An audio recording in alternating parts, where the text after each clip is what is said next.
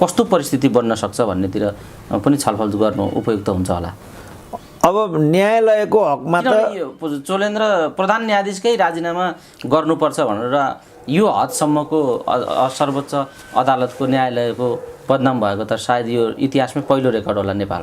अनि यो त यस्तो छ नि त, अदालतलाई यो अवस्थामा ल्याउने यिनीहरूको योजनाबद्ध एउटा अभ्यास हो नि त। उनीहरू जानी बुझी अदालतलाई, किनभने कैयौँ मुद्दामा अदालत जब्बर रहेर आयो, भाषाको मुद्दामा, धर्मको मुद्दामा, संविधान सभाकै प्रश्नमा, झन्डा यताउता हरेक कुरामा विवाद, हरेक कुरामा, पोसाकदेखि हरेक विषयमा अदालतले एउटा अवरुद्ध गरिदिएकै छ। हो, त्यो उनीहरूलाई मन परिरहेको थिएन। त्यसकारण उनीहरू यो अदालतलाई तहस नहस पार्नेपट्टि थिए र त्यही क्रममा चोलेन्द्र जस्तो मान्छे त्यहाँ पुगे जस्तो लाग्छ मलाई। नत्र भने चोलेन्द्र शमशेरको त्यहाँ पुग्ने हैसियतै पुग्दैन। कसैलाई थाहा छैन चोलेन्द्र शमशेर कसरी त्यहाँ पुगे भन्ने कुरा कोही पनि भन्न सक्दैन। किनभने त्यहाँ पुग्नको लागि या त काङ्ग्रेस हुनुपर्छ या एमाले हुनु पर्यो, होइन भने चाहिँ स्थापित कानुनवेत्ता हुनु पर्यो। त्यो मान्छे मात्रै सर्वोच्चमा पुग्छ नि त। यस्तो स्थितिले कस्तो परिणाम निम्तिन सक्छ? अब यस्तो स्थितिले अहिले चोलेन्द्र शमशेरको मुड हेर्ने हो भनेदेखि त यिनीहरूले भने जस्तो त्यहाँ केही कुरै हुँदैन जस्तो देखिन्छ। ल म हट्दिनँ, राजीनामा दिन्न, सक्छस् भने महाभियोग लगासम्म उनले भनिरहेछ। अब त्यो स्थिति भयो भने त या त त्यहाँ एउटा गतिरोधको स्थिति आउँछ, किनभने न्यायाधीशहरूले चाहिँ हामी बेन्चमै बस्दैनौँ भनिरहेछन्। कहिलेसम्म उनीहरू बेन्चमा बस्दैनन् र जागिर खान्छन् त? एउटा प्रश्न त्यो भयो। जस्तो राष्ट्रिय मानव अधिकार आयोगमा यो 64-65 सालतिर यस्तै कुरा भएको थियो। त्यो चाहिँ व्यभिचारको अखडा रहेछ त्यो राष्ट्रिय मानव अधिकार आयोग भन्ने। त्यो कुरा डाक्टर केबी रोकाले थाहा पाए। केबी रोकाए त अलिकति धार्मिक एउटा फादरै हुनु नि त, फादर भएको हुनाले त्यो व्यभिचारलाई उनले त्यहाँ सहन गर्न सकेनन्। यो के हो भन्ने प्रश्न उठाए। यो के हो भन्ने प्रश्न उठाइसकेपछि यस्तै कुरा आयो, तैँले पनि राजीनामा गर्नुपर्छ अथवा तैँले तेरो जिम्मेवारीको क्षेत्र चाहिँ जनकपुर पर्यो, त्यहाँ जानुपर्छ भन्ने जस्तो कुरा गरे। तिनले पनि 6 वर्षमध्ये 4 वर्ष हाजिर मात्रै गरेर समयावधि पुरा गरे। त्यहाँ अर्को एकजना, त्यहाँ 6 जना, कतिजना 5 जना हुन्छन् के अरे मानव अधिकार आयोगमा। 5 जना मध्ये 3 जना एकातिर भए, 2 जना चाहिँ त्यसपछि उनी त्यतिकै डिफङ्क्ट भए। यसरी संवैधानिक पदहरूलाई चाहिँ यसरी दुरुपयोग गर्ने एउटा विगत पनि छ। सर्वोच्चमा पनि त्यही हुने सम्भावना अर्को देखा पर्यो। एउटा चाहिँ वारपारको स्थिति। अब अहिले चाहिँ कार्यपालिकासँग वारपारतिर गइराखेको छैन विषय। अहिले चाहिँ ती भित्रका न्यायाधीश र त्यहाँ न्यायाधीश हुन चाहने कानुन व्यवसायीहरूको स्वार्थ समूहले यो खेल खेलिराखेको छ।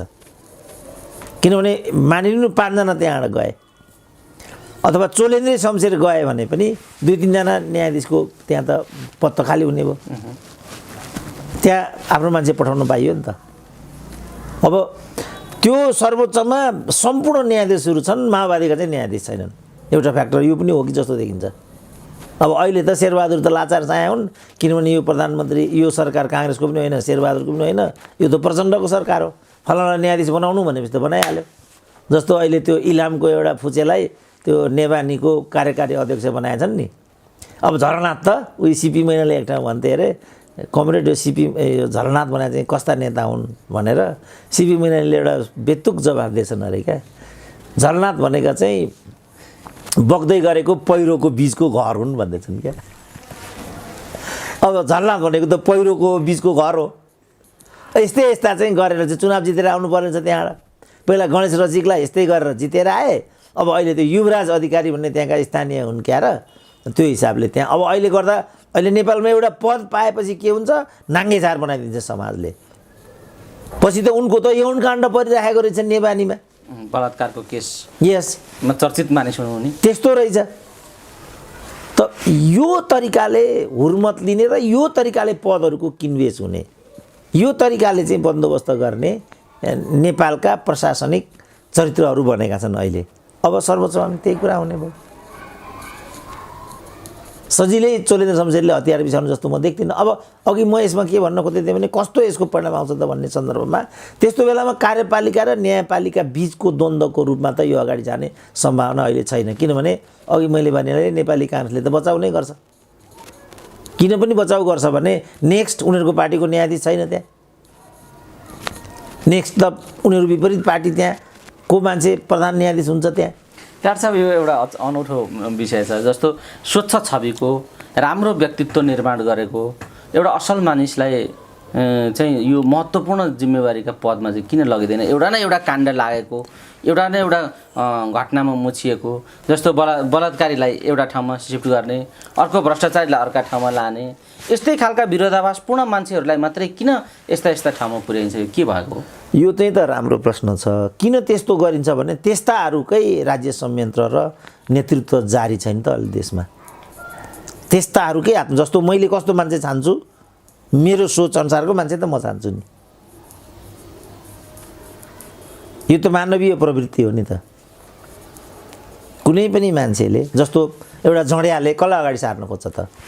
जँड्यालाई नै अगाडि सार्न। जस्तो हामीले देख्यौँ नि सिराहामा ज्वाडेहरूको एउटा ग्याङ। अब त्यो एसपी पनि ज्वाडे नभइकन एसपी नै भइँदैन। अब सिडिओ ल एन्ड अर्डर हेर्नुपर्ने उसैको नेतृत्वमा अर्को एउटा अब न्यायाधीश जिल्लाका तिनै त हुन्छन् नि, चौरमा बसेर तास खेलिरहेछन् केटाहरू। अब बालकृष्ण खाँड पनि यही टाइपका हुन्। टाइप चाहिँ तास चाहिँ खेल्दैनन् कि क्या फिर्ता ल्याए तिनीहरूलाई?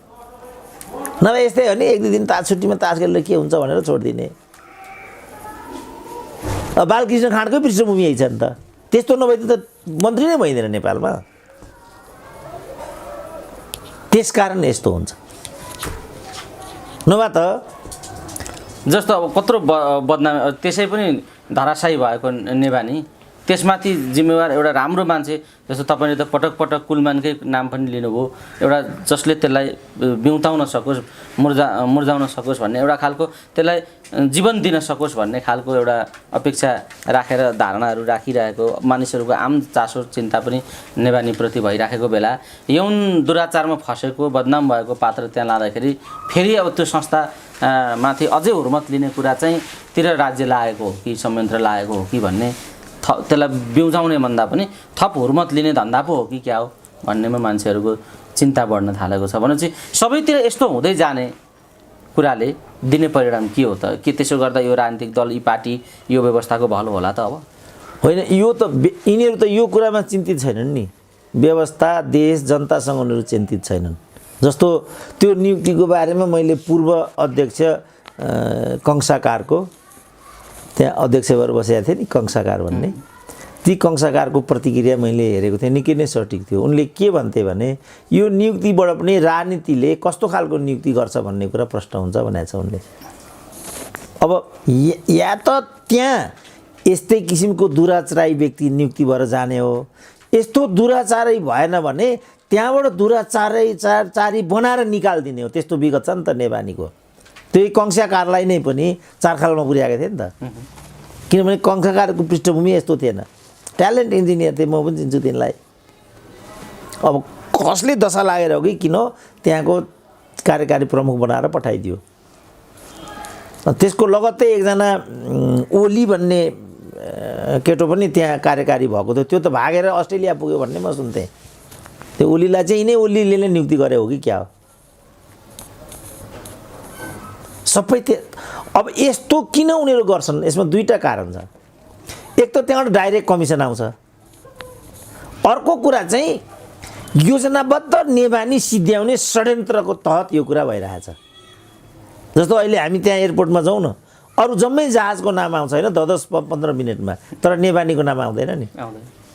बुढो गिद्ध जस्तो खाक्राका एकातिर लम्पसार परिरहेको हुन्छ। हेर्दै हेर्दै पञ्चायतको अन्तिममा उसँग साना ठुला गरेर चाहिँ 28वटा जहाज थिए। ती जहाजहरू अहिले 6वटामा आएका छन्। चाइनाबाट कुन चाहिँ एउटा देशद्रोहीले 2टा जहाज ल्याउने निर्णय गर्यो, ती ग्राउन्डेड भएको हुनाले त्यसको ग्राउन्डिङ खर्चले मात्रै अर्को 2वटा जहाज आउने अहिलेसम्म पैसा गइसक्यो अरे। त्यो बनाएको छैन यिनीहरूले, किन ल्याएको हो त्यस्तो? अब त्यो ग्राउन्ड ह्यान्डलिङको जुन सबभन्दा ठुलो त्यहाँको इन्कमको स्रोत भनेको चाहिँ त्यो ग्राउन्ड ह्यान्डलिङ अरे। 4 अरब जति आउँछ अरे, त्यो ग्राउन्ड ह्यान्डलिङबाट मात्रै त्यति पैसा आउँछ अरे। त्यही पैसाबाट ज्वाइँ र भाना भान्जा पाले जस्तो गरेर त्यो नेवानीले त्यहाँका 1400 कर्मचारी पालेर राखिआएको छ विगत 20 वर्षदेखि। त यस्तो किसिमको देशद्रोही संस्थालाई, यस्तो किसिमको कुकर्म गर्ने देशद्रोहीहरूलाई पनि यो तरिकाले चाहिँ फुलीमाथि फुली बढाउँदै लैजानु, फुलीमाथि फुडी बढाउँदै, अरू सबै संस्थाहरू यिनीहरू निजीकरण गर्छन् अथवा बेच्छन्, तर नेवानी बेच्दैनन्, आइलिङ पनि बेच्दैनन् यिनीहरू, किनभने त्यहाँ ठुलो माल आउँछ, ठुलो कमिसन आउँछ त्यहाँ। जस्तो यो वाइट बडीको त 4 अरब 35 करोडको घोटाला त लेखा समितिले शेरबहादुरको विरुद्धमा देखाइराखेको छ। अब त्यस्तैलाई प्रधानमन्त्री बनाउँछन् भने त त्यस्ताहरूकै एउटा योजना अन्तर्गत यो भइआएको भन्ने कुरा त प्रष्टै छ नि। डाक्टर साहब, जे परिस्थिति पैदा भएको छ यसमा जहिले पनि प्रचण्डको नाम चाहिँ केन्द्र भागमा जोडिएर आउँछ। पुष्पकमल दाहाल प्रचण्ड, परमादेशको सरकार बनाउनेमा पनि प्रचण्ड, चोरेन्द्रलाई भेटेर यो अहिलेको बबन्डर स्थिति बनाउने पनि प्रचण्ड, कोनी के गर्ने पनि प्रचण्ड, जताबाट पनि जसले पनि प्रचण्ड प्रचण्ड प्रचण्ड भन्ने खालको कुरा सायद त्यही सुनेर होला मलाई चाहिँ अपराधी प्रमाणित गर्न खोजियो, मलाई अपराधी साबित गर्न खोजिँदैछ, दुःख लाग्छ भन्दै प्रचण्ड पनि अभिव्यक्ति दिन थालेका छन्। प्रचण्ड साँच्चै अपराधी हुन् कि उनलाई अपराधी करार गर्न खोजिएकै हो, के हो विषय तपाईँले देख्दा? होइन, त्यो जुन सचिव एकजनाले नेपाल र नेपालीको कल्याण हुँदैन भने नि त त्यो पनि त गैर प्राज्ञिक अभिव्यक्ति हो नि त। त्यसो भन्दा सम्पूर्ण कर्मचारीहरूले अलोकतान्त्रिक पनि छ त्यो अलोकतान्त्रिक चाहिँ खोइ के हो त्यस्तातिर म गइनँ, तर एउटा राजनीतिक दलको अस्तित्वलाई नामित गर्नुपर्छ भन्ने कुरा त अलोकतान्त्रिक हो नि। होइन, त्यो त एकदम गैर नन प्रोफेसनल छ क्या। एउटा देशको पूर्व सचिवले त्यो भनेको त भोलि ठुलो जिम्मेवारीमा पुग्न सक्ने, उस्तै पर फेरि त्यो एउटा राम्रो काम गर्ने कर्मचारी भन्ने पनि उनको नाम पनि छ होइन। उनी त भोलि राष्ट्रपतिसम्म हुन सक्ने मान्छे हुन्, राजदूतसम्म हुन, कुनै पनि पदमा पुग्न सक्ने त्यस्तो मान्छेले देशको एउटा राजनीतिक दललाई नै पूर्ण रूपमा निषेध गर्ने कुरा गर्नु त्यो आफैमा घोर आपत्तिजनक होइन। तपाईँले यो प्रश्न सोधेर मलाई राम्रो एउटा स्पष्टीकरण दिने मौका दिनुभयो। यो एकदमै माओवादीसँग मन पर्दैन होला, प्रचण्डसँग चाहिँ गतिरोध होला, मतविरोध होला। प्रचण्ड खराब पनि हुन सक्छ, प्रचण्ड खराब पनि हुन सक्ने भए खराब हुन सक्ने भयो। राजनीतिमा त नेतृत्व बदलिरहन्छ, प्रचण्ड आज पनि ठेकेदार होइनन् नि त। प्रचण्डसँग रिस उठ्यो भन्दैमा माओवादी नै सक्नुपर्छ भन्ने अभिव्यक्ति दिने कुरा त त्यो त भोलि शेरबहादुरसँग रिस उठ्ने बित्तिकै काङ्ग्रेस सक्नुपर्छ, भन्लान्, एमाले सक्नुपर्छ, यस्तो कुरा आयो यसले कता लान्छ देशलाई? अब यो त मलाई अचम्म लागेको, एउटा पोस्ट ग्रेजुएटसम्म गरेको होइन, अब सचिव त लोकसेवा दिए, पास गरे, भयो होला, छोडिदिउँ, तर त्यत्रो एउटा पढे लेखेको एउटा जागरुक एउटा राष्ट्रसेवकले यस्तो अझ मलाई होइन कि जस्तो लागिरहेको थियो, तर मैले साक्षात् सुने होइन। उनले फेरि त्यसलाई दोहोऱ्याएर अन्तर्वार्ता पनि दिएका छन्। त्यो मैले सुन्दाखेरि यस, अब त्यसको प्रतिक्रिया प्रचण्डले त्यस रूपमा दिनु मैले देख्दा अस्वाभाविक होइन। र प्रचण्डको अर्को कुरा पनि के सत्यसँग नजिक छ भनेदेखि जति पनि अहिलेका एजेन्डाहरू छन् ती एजेन्डा माओवादीका हुन् भन्ने कुरा पनि सत्यसँग पर छैन। तर के कुरा चाहिँ प्रचण्डहरूले पनि रियलाइज गर्नुपर्छ भनेदेखि ती एजेन्डाको प्रतिफल, ती एजेन्डामाथि जति गौरव उनलाई छ त्यति नै गौरव गर्नुपर्ने स्थिति चाहिँ विद्यमान छैन। सङ्घीयता आयो हामीलाई कस्टली भयो भन्ने नै छ, जातीयताको मुद्दा आयो त्यसले साम्प्रदायिकता बढायो भन्ने नै छ, लोकतन्त्र गणतन्त्र ल्याइयो उहाँले नै भन्नुभयो के भने राजाहरूले त योभन्दा त्यो पदको सानमानलाई कता हो कता मेन्टेन गरेका थिए भनेर मुखै बिगारेर उहाँ आफूले नै भन्नुभयो। भनेपछि ती एजेन्डाहरू ल्याएकोमा उहाँलाई गर्व लागेको त होला, तर त्यसको सान्दर्भिकता र औचित्य सिद्ध गर्न नसकेकोमा त पश्चाताप पनि त हुनुपर्ने हो नि त। त्यही कारण त्यो सचिव जस्ता मान्छेले यस्तो भन्न सकेका हुन्। यो किन त भन्दा माओवादीले भन्ने भयो, सङ्घीयता ल्याएको कसले त भन्दा माओवादीकै नाममा आयो। हालाकि सङ्घीयता माओवादी मार्फत आएको होइन, यो मधेसवादी मार्फत आएको हो। गणतन्त्र, धर्मनिरपेक्षता र यो समावेशिताको बवन्डर ल्याउनेमा त माओवादी नै जिम्मेवार भयो। त भयो त के हो त, समावेशिता छ त त्यहाँ, त्यसरी हेरौँ। अनि धर्मनिरपेक्ष भयो, धर्मनिरपेक्षताले धार्मिक एउटा जुन न्याय हो त्यो त गरियो त। अब गणतन्त्र ल्याइयो, गणतन्त्र ल्याइयो, गणतान्त्रिक संस्कार पनि आयो त, सुशासन भयो त, हुनुपर्ने मान्छे राष्ट्रपति भयो त। त यो कोडबाट हेर्ने हो भने त निराशाजनक स्थिति त देखा पर्छ नि त। त्यही कारण रामेछाप अर्थ गरेको होला। यो सम्पूर्ण ल्याउने कारक माओवादी भएको हुनाले योलाई नै नसिद्ध्याउने हो भनेदेखि हामीले चाहिँ शान्ति पाउँदैनौँ भन्ने तर्क त्यहाँ निकालेको होला उनले। त्यो आफैमा सही निष्कर्ष थिएन होला, तर त्यस्तो निष्कर्षमा उनलाई पुर्याउने एउटा भौतिक जग त खास गरी माओवादीका राजनीतिक हरकतहरूबाट पैदा भयो नि त। यो चाहिँ प्रचण्डले पनि गर्नुपर्ने पाटो छ। डाक्टर साहब, यो शोषणको अन्त्य गर्न, निरङ्कुशताको अन्त्य गर्न, समाजलाई समृद्ध र विकसित बनाउनका निम्ति र राष्ट्रको राष्ट्रियता, स्वतन्त्रता र गरिमालाई उच्च बनाउनका निम्ति एउटा निरङ्कुश जानीय व्यवस्थाहरू काम लाग्दैनन्। त्यसमा प्रजातान्त्रिक, लोकतान्त्रिक र जनवादी व्यवस्थाहरू स्थापना हुनुपर्छ भनेर यो 60-70 वर्षको सङ्घर्ष जो भयो, इतिहासका विगतका समाजका शोषणहरू र आजका शोषणहरूमा के त्यो परिवर्तनले ती शोषणहरू अन्त्य गर्न सक्यो त? या शोषणको चरित्र कस्तो छ समाजमा, आज हिजो कस्तो थियो, आज कस्तो थियो, र यी स्थितिले भोलि के निम्त्याउँछ भन्ने कुरा एकचोटि शोषणको वर्ग चरित्रलाई हेर्दाखेरि के भन्नुहुन्छ डाक्टर साहब? अब हिजो र आजको तुलना गरौँ न। शोषणका विरुद्ध गरिएका सङ्घर्ष र आन्दोलनहरू हुन् नि त। आजका उपलब्धिहरू राष्ट्रिय स्वाधीनता र जनताको समृद्धिका निम्ति ल्याइएको भनेर ल्याइएका व्यवस्था हुन्। हिजो 46 साल पनि त्यही हो, 62-63 पनि त्यही हो, अहिले गणतन्त्र, लोकतान्त्रिक गणतन्त्र यी जे आइराखेका छन्, यी सङ्घर्षहरूले 7 साल यता चाहिँ सबै सङ्घर्षले ल्याउन खोजेको कुरा, दलहरूले भनिआएको कुरा त्यही हो। तर शोषणको चरित्र हिजो उनीहरूले सङ्घर्ष गर्दा कस्तो थियो, आज कस्तो छ, यो बढो कि घटो त शोषण भन्ने कुरा छलफल गर्नु उपयुक्त हुन्छ होला। त्यो त अहिले कतिपय ठाउँमा चाहिँ यो के मिटर ब्याजी भन्छ नि, त्यो म थाहा पाउँदिनँ के हो एक्ज्याक्टली, म बुझ्दिनँ। एउटा मिटर ब्याजी भन्ने छ, ठाउँ ठाउँमा चाहिँ अनेक किसिमका तमसुक बनाएर मानिसहरू शोषित भए भन्ने छ। नक्कली तमसुक बनाउँदै ठग्दै, यस त्यो गरे भन्ने छ। त्यसपछि यो नयाँ आम मान्छेलाई शोषण गर्ने नयाँ विधिको रूपमा चाहिँ मानव तस्करीको श्रृङ्खला पनि आइराखेको छ। कतिले चाहिँ श्रीमतीलाई बम्बेमा लगेर 1.5 लाखमा बेचे भन्ने कुरा आज पत्रिकामा पढ्दै थिएँ। अपाङ्गता भएकाले समेत यो आपराधिक काम गर्दो रहेछ भन्ने पनि आजको पत्रिकाले एउटा रिपोर्टिङ दिइराखेको छ। इच्छाराम तामाङको 8 अरबको प्रकरण त बजारमै छ। यस्ता खालका इच्छारामहरू त कति छन्। शोषणको विधि, शोषण छँदैछ, विधि मात्रै बदलिएको छ। इच्छारामहरू त नयाँ शोषकहरू हुन् नि त। अरू के बस्नेत के जाति भन्ने मान्छेहरू पनि थिए यहाँ। यसको विधि चाहिँ बदलिएको छ। एकातिर यो भएको छ भनेदेखि अर्कातिर मौलिक रूपमा नै जे गर्छु भनेर आजका राजनीतिक दलहरू आएका हुन्। मौलिक रूपमा त्यसलाई व्यवस्थापन गर्ने उनीहरूको नीतिगत भ्रष्टता देखिएको छैन। मात्रै होइन कि अब प्रचण्ड त त्यो कुरा मान्दैनन्, तर सबभन्दा धनी व्यक्ति नै नेपालमा प्रचण्ड हुन् भन्ने पनि एउटा तर्क छ। त्यो सम्पत्ति कहाँ छ, त्यो पारदर्शी पनि भएन। ज्ञानेन्द्रको त कति सम्पत्ति हो, कमसेकम सबभन्दा धेरै कर तिर्ने मध्येमा एकजना त छन् नि उनी।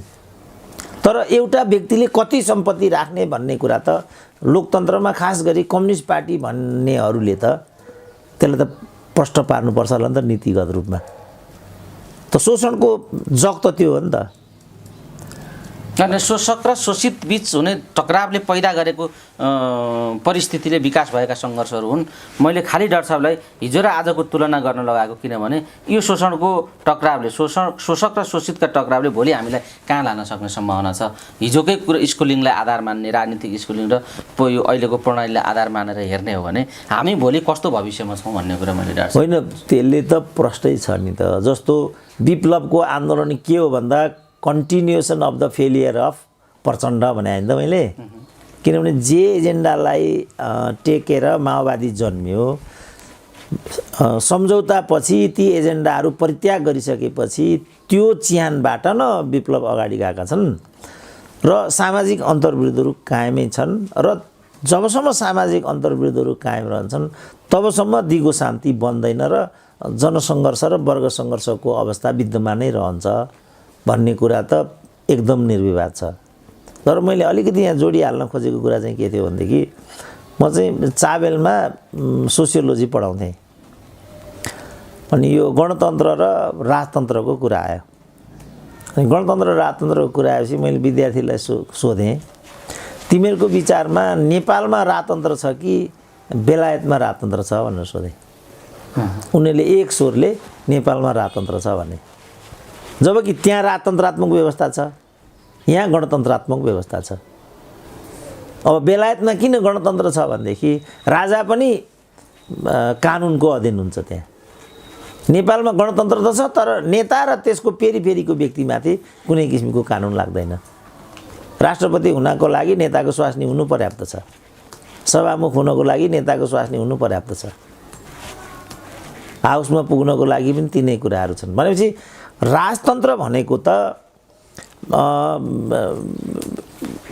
लोकतन्त्रभित्र पनि राजतन्त्र हुँदो रहेछ नि त। बरु राजतन्त्र लोकतान्त्रिक हुन पुग्दो रहेछ। जापानले यही देखायो, थाइल्यान्डले यही देखायो, युकेले यही देखायो, नेदरल्यान्ड बेल्जियममा मै पुगिरहेको थिएँ।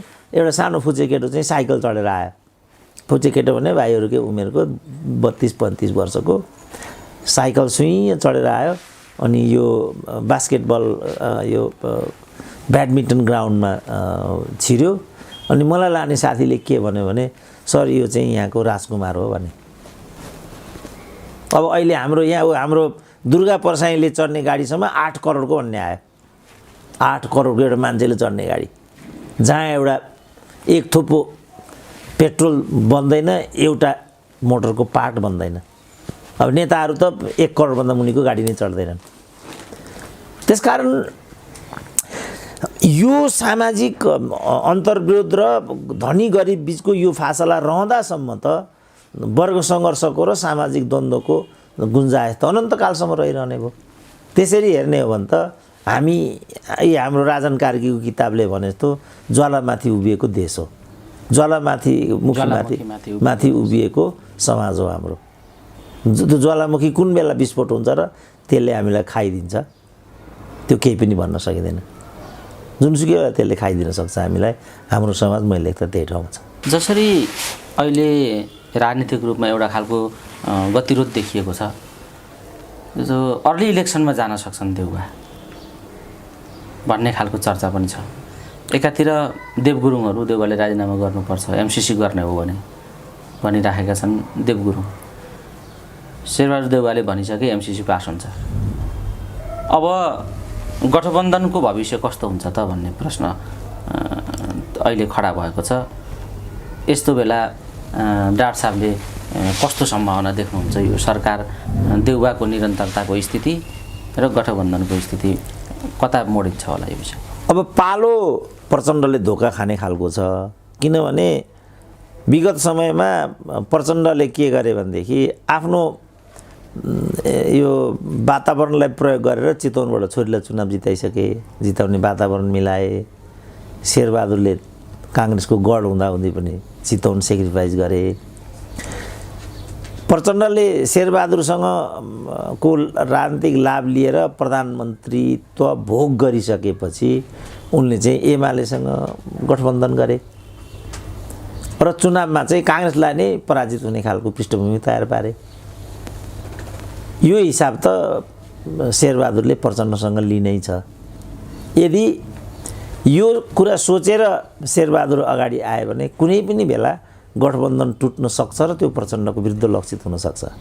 तर अहिले बजारमा त के सुनिँदैछ भनेदेखि ओली र प्रचण्डको गठबन्धनको सम्भावना पनि त्यत्तिकै छ। त नेपालका राजनीतिक दलहरूको विगत, उनीहरूको चरित्र, उनीहरूको अभ्यास हेर्ने हो भनेदेखि त कुनै पनि सम्भावनालाई चाहिँ नो भन्न सकिँदैन।